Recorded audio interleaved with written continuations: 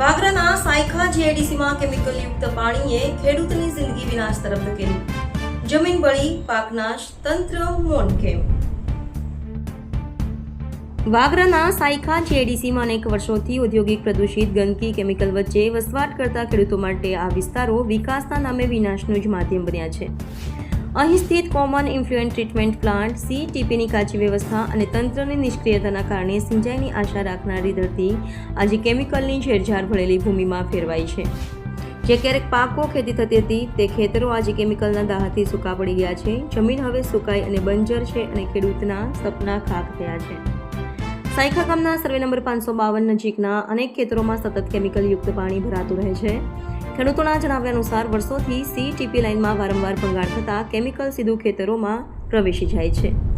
પરિણામે ધરતી બિનઉપજાઉ બની છે અને ખેતરોમાં પાક ઉગવાનો બંધ થઈ ગયો છે.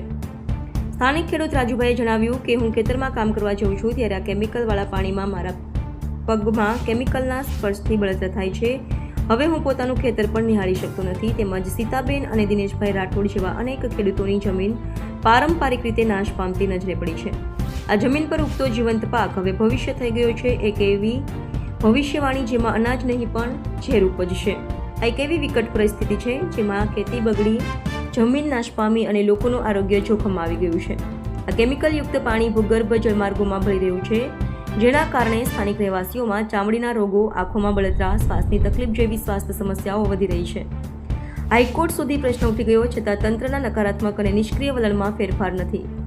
પ્રશ્ન એ છે કે સરકાર કેટલા જીવ ગુમાવ્યા પછી જાગશે? સાયખા ઇન્ડસ્ટ્રીયલ એસોસિએશન દ્વારા 2019થી અનેક વખત તંત્રને લેખિત રજૂઆત આપવામાં આવી છે. હાઈકોર્ટમાં કેસ દાખલ થયા બાદ પણ તંત્રનો વ્યવહાર કાગળ પરની કાર્યવાહીમાં જ અટકી રહ્યો છે. જમીન બળી ગઈ, નાશ પામ્યો અને આવક બંધ થઈ. હવે ખેડૂતોને સ્પષ્ટ ઇનકાર છે કે તો વળતર આપે નહીં તો જુસ્સે ભરેલું આંદોલન આવશે. આ સમસ્યાથી ત્રસ્ત ખેડૂતો હવે સહનશક્તિ ગુમાવી રહ્યા છે. પ્રશ્ન એ ઊભો થાય છે કે આ જમીન જો આપણા દેશના અંદાતીની છે તો તેના નાશ સામે તંત્ર નિષ્ક્રિય કેમ? જીઆઈડીસી સામે ઉઠ્યા ગંભીર પ્રશ્નો. જીઆઈડીસીના અધિકારીઓ AC ઓફિસમાં બેસીને ઉદ્યોગમાંથી મેન્ટેનન્સના નામે રૂપિયા વસૂલતા હોવાના આક્ષેપ. ખેડૂતોની માંગ, તાત્કાલિક તપાસ કમિટી રચાય, જવાબદાર અધિકારીઓ સામે ગુનો નોંધાય, ICB દ્વારા ભ્રષ્ટાચારની સઘન તપાસ થાય.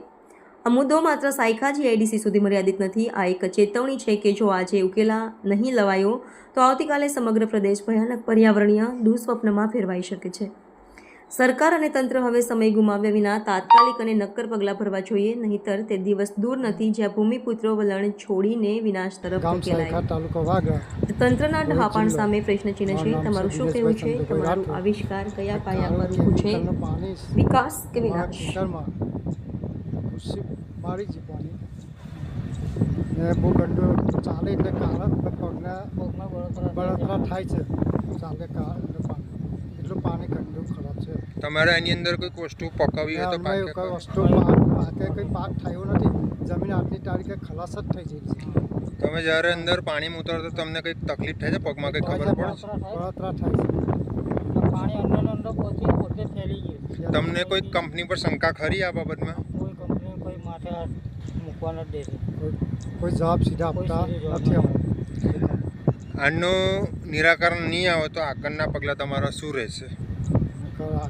મામલેદારશ્રીને રજૂઆત કરી શકશો કે GPCBને કોઈને રજૂઆત કરીશું? મારું નામ સીતાબેન. આ ખેતર સીતાબેન બાબુભાઈ રાઠોડ. આ અમારું ખેતર છે.